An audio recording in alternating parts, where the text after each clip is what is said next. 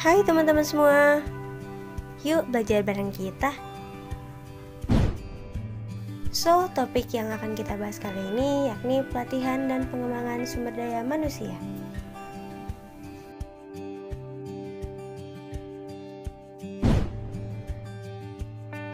Yang diampu oleh dosen kita, Leili Nirmalasari, SPD MM, mata kuliah Manajemen SDM.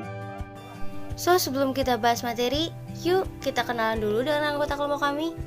Di kelompok 5 ada siapa aja sih? Hai, aku Taufik Nugraha dengan NPM 101200085. Hai, namaku Hafiz Fauzan Ardana dengan NPM 10120084. Hai, aku Ajhar Zainuddin Malik dengan NPM 101200068. Hai, namaku Korinur Aeni dengan NPM 101200091. Dan hai, namaku Rianur Fitri dengan NPM 101200082.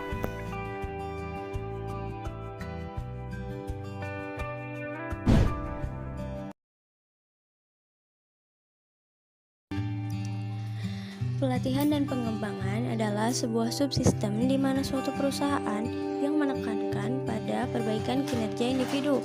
Subsistem ini sangat amat penting karena perusahaan besar dan berkelanjutan akan membutuhkan karyawan dengan kinerja yang luar biasa. Pengembangan karyawan didefinisikan sebagai proses di mana karyawan dengan dukungan atasannya menjalani berbagai program pelatihan karyawan untuk meningkatkan keterampilannya dan memperoleh pengetahuan, juga keterampilan baru, yang arahannya lebih pada mempersiapkan karyawan sebagai individu untuk memegang tanggung jawab berbeda atau lebih besar. Perbedaan pelatihan dan pengembangan. Pelatihan karyawan lebih dimaksudkan untuk meningkatkan penguasaan keahlian karyawan atas pekerjaan tertentu dan yang dia lakukan saat ini. Sementara pengembangan karyawan lebih pada penyiapan dirinya untuk menguasai keahlian baru karena akan memegang pekerjaan berbeda dan biasanya menuntut tanggung jawab lebih besar. Tujuan pelatihan dan pengembangan sumber daya manusia yang pertama adalah meningkatkan produktivitas, memperbaiki kualitas, mengurangi waktu belajar karyawan, meningkatkan retensi karyawan, dan yang terakhir, transfer keahlian dan kaderisasi. Manfaat pelatihan dan pengembangan. A. Retensi karyawan yang positif. B. Meningkatkan keterlibatan karyawan. C. Menyiapkan pemimpin-pemimpin di masa depan. D. Pemberdayaan karyawan. Selanjutnya ada jenis pelatihan dan pengembangan. Yang pertama ada onboarding, manajemen risiko, manajemen keahlian, perencanaan karir, manajemen pengetahuan, pengalaman, dan yang terakhir ada diklat. Yang pertama ada onboarding. Program pelatihan dan pengembangan ini dikhususkan untuk menyambut karyawan baru. Biasanya ada sesi untuk mengenalkan karyawan baru pada struktur organisasi si perusahaan berupa tujuan, usaha, proses, prosedur, aturan, prinsip, norma, harapan, dan kontrol sistem yang berlaku di perusahaan tersebut. Pelatihan dan pengembangan jenis ini untuk mengurangi resiko atau mengimplementasikan proses manajemen resiko.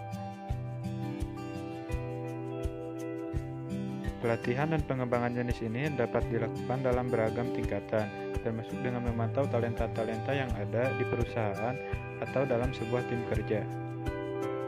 Kemudian ada perencanaan karir, di mana ini merupakan program pelatihan dan pengembangan yang dapat disesuaikan dengan minat dan ambisi masing-masing individu atau karyawan untuk meningkatkan kepuasan kerja dan keterlibatan mereka di tempat kerja.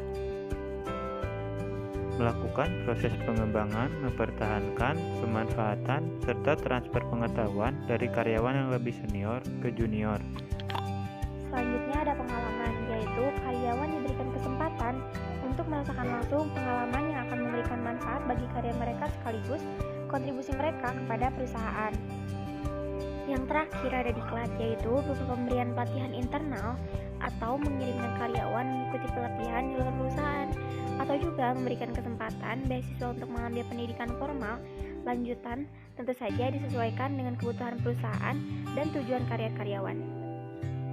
Yang selanjutnya ada metode pelatihan. Yang pertama yakni pelatihan karyawan, yang kedua ada coaching efektif, dan yang ketiga ada mentoring kepemimpinan. Nah, pelatihan tersebut disertai juga dengan evaluasi pelatihan dan pengembangan karyawan yang terdiri dari tahap reaksi, pembelajaran, perilaku, dan tahap hasil. Yang pertama yakni tahap reaksi. Evaluasi dalam tahap ini bertujuan mencari tahu seberapa penting program pelatihan dan pengembangan yang telah diajukan bagi karyawan.